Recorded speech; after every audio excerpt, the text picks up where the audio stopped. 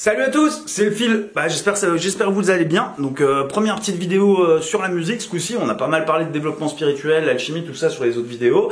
Là, je vous fais une petite vidéo sur la RC505. Tadadam. Donc cette machine de dingue là, qui permet de faire des loops, des boucles, tout ça.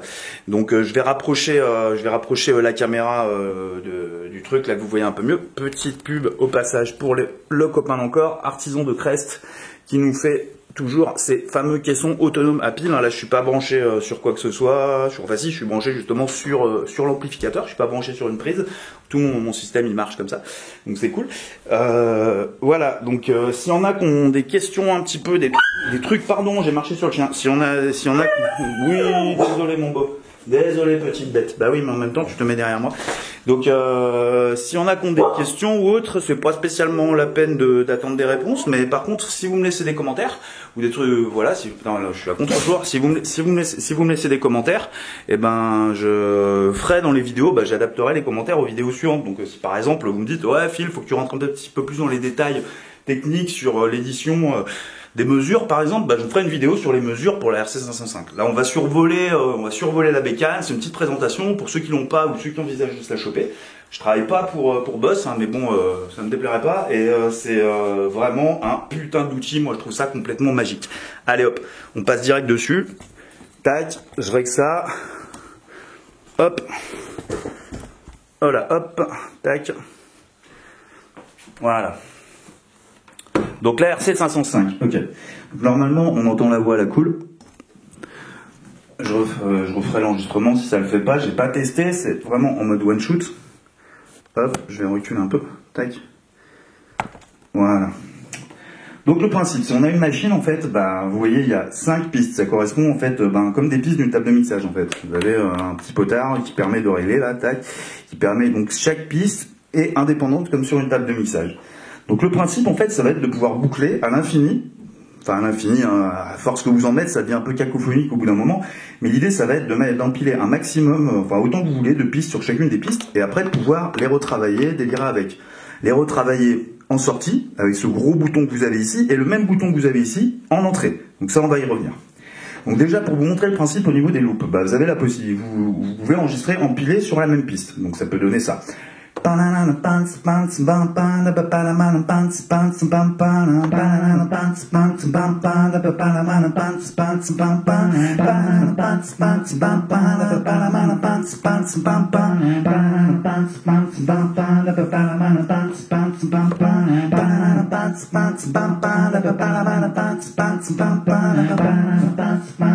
vous voyez, vous avez sur la même piste les 3 voix que je viens d'enregistrer. C'est en vert une fois qu'on a enregistré, ça passe en rouge quand on enregistre, en orange quand on a déjà enregistré une des pistes. Donc voilà, les couleurs changent pour dire si c'est en train de faire une deuxième boucle par-dessus, si c'est simplement en train de tourner ou si on est en train d'enregistrer sur quelque chose de vierge. Donc voilà, on peut faire ça sur une piste. Après, on peut aussi faire ça sur plusieurs pistes. Ce qui est très intéressant, c'est aussi que la machine va synchroniser, selon les paramètres qu'on a réglés avant, mais va synchroniser en fait ces boucles. Donc je vous le montre. Alors je me suis loupé. Donc,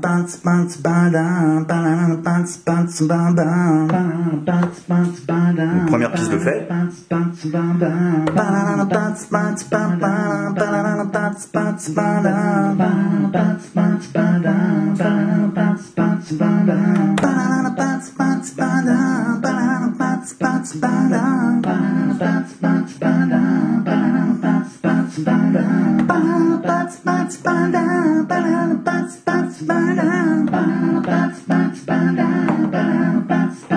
Donc là, vous avez les 4 pistes enregistrées. J'aurais pu en faire 5, mais vous en avez 4. Et du coup, je peux en enlever une, en remettre une.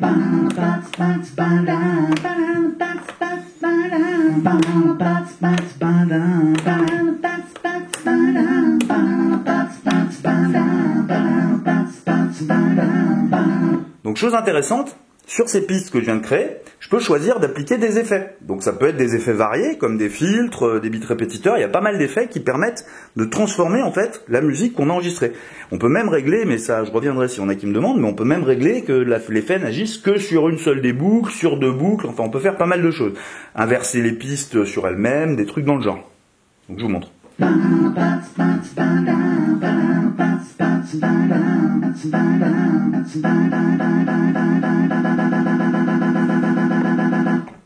Le fameux bit répétiteur, on peut des trucs un peu des filtres, hein, classiques.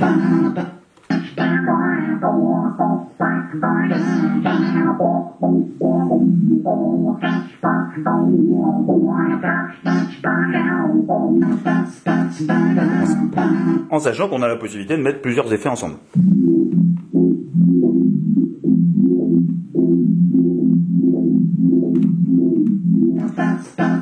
Voilà, les possibilités sont assez limitées au niveau du remix après, puisque bah là j'ai enregistré des voix, hein, mais on peut enregistrer une guitare, une basse, des batteries, faire des boîtes à rythme, faire tout ce qu'on veut. Donc là je vous ai montré le fait qu'on avait des effets en sortie, d'accord? Donc là j'efface tout, hein. Je viens de tout effacer là, je vous ai montré qu'on avait des effets en sortie, mais on a aussi des effets en entrée. Donc ça c'est aussi vraiment un intérêt énorme de cette machine, c'est qu'on va pouvoir créer des nouveaux types, des nouveaux sons. Donc on va pouvoir bien sûr faire des chants, des beatbox, des trucs comme ça, mais on va aussi pouvoir par exemple transformer notre voix en basse.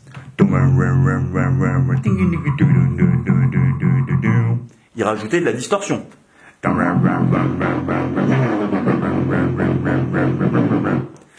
Ou alors carrément mettre du délai, tu sais, des trucs pour créer un environnement sonore beaucoup plus aérien. Et pas mal de petits effets aussi, dont le slicer que moi j'aime beaucoup, qui là sont un peu des effets gadgets, mais qui défoncent. Le slicer, je vous le montre, ça permet de slicer la voix, de la couper comme ça, et du coup d'enregistrer un truc qui va être en rythme avec le tempo. Donc je vous montre. Si je change le tempo, si je mets un tempo plus rapide, voilà. Donc sur une basse par exemple, ça donne aussi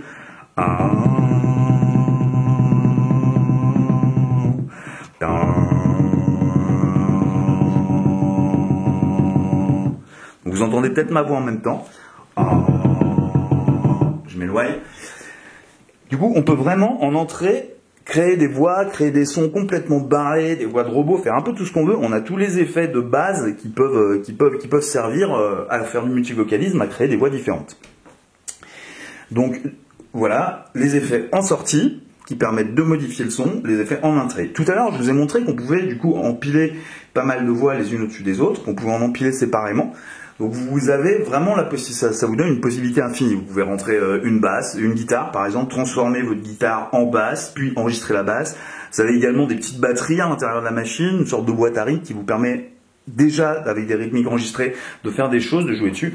Voilà, c'est vraiment un putain de kiff. Donc du coup, par exemple, ça peut donner des choses comme...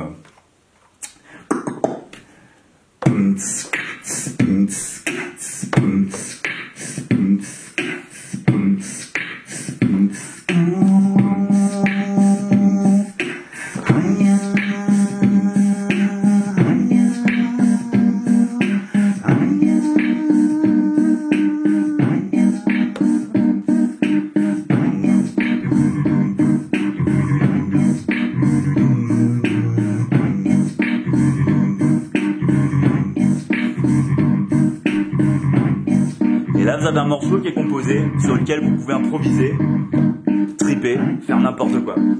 Allez, je vous chope bientôt pour des impros, pour vous montrer ce que moi je fais concrètement avec cette machine. Je vous fais des gros bisous, je vous dis à bientôt, je vous aime très fort, c'est Phil, big up les gens!